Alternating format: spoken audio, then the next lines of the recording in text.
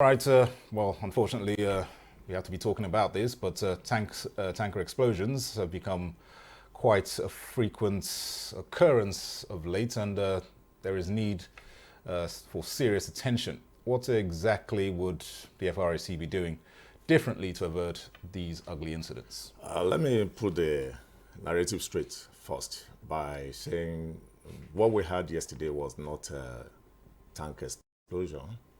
The vehicles involved were not tankers, neither were they tanks or tankers carrying gas. It was a trailer carrying cement that lost control and ran into other vehicles and eventually led to explosion. And what amazed us is the gravity of the explosion witnessed, which the Corps Marshal has given the directive to our crash investigation team to go and confirm what actually transpired, and the moment the information gets to us, we'll make it available to the media. It's quite unfortunate because we've tried a great deal in curtailing this menace. According to the information made available to us yesterday, the trailer carrying cement was moving on a high speed at a slopey lane. So getting to other vehicles, trying to apply his brake, it became so impossible for him to do that. So whatever played out yesterday could be totally attributed to human error. We've seen this time and time again, human error, speeding, overloading, things like that. So what sensitization drives can the FRAC do to actually press home this message that's obviously is not quite reaching the targeted audience?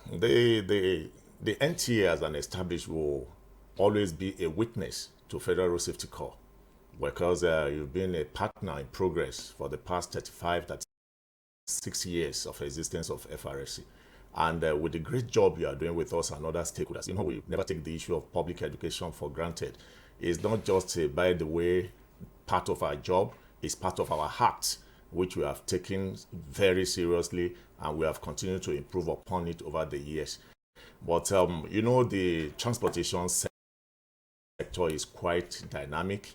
You have newcomers, you have new stakeholders, and that's why we never say we have done enough. We're continually improving on our activities. But what I would really want to say about the incident of yesterday, that is also another avenue of public education, is the one that was just mentioned in the course of this interaction by the sector commander.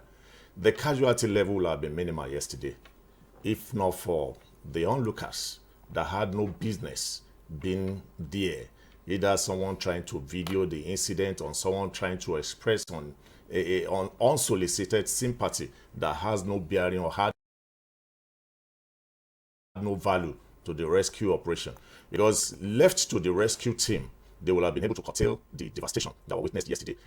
I'm very sure more than 50% of those that were affected were not occupants of that vehicle. But because of the explosion, those that were standing by created the problems. And those are the ones you saw.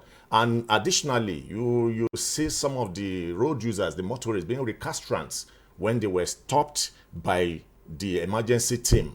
That there's a disaster here, there's an explosion here. Please take a minimal time, wait for the necessary evacuation to be made before you pass. Forgetting that any explosion, the magnitude or the latitude cannot be measured. It can go as far as you can imagine. So wherever you say you just want to make a smart one, it might not be as you propose. So we continue to tell members of the public, emergency will occur. It's an international, it's a worldwide thing. In as much as we try to curtail it when it happens, please stay away from the scene and save your lives. Definitely, certainly needs to be more cooperation from the public in that regard. And just Exactly. lastly, I understand there is a FCT law with regards to registration and times when trucks can be moving around in the FCT. How stringent is this law, and what else can be done? Yeah, that's another line of review, because I'm very much aware that from 4 p.m. to 10 p.m., articulated vehicles are not expected to move. They are expected to park and wait till their own normal time before they move. And for what played out yesterday is an indication that we still have windows where some compromises are still allowed.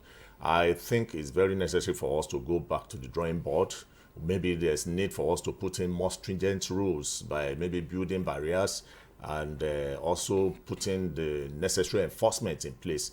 But by and large, I think what is more important here is to make sure we have a safe motoring environment, irrespective of the time, where even if you are moving during the day, the tendency of getting involved in this kind of crashes are avoided. Because when we say we need to have minimum safety standard in place, the essence is even when you are moving in the midst of other road users, you should still be able to operate with minimum safety standard without compromising the safety of other road users.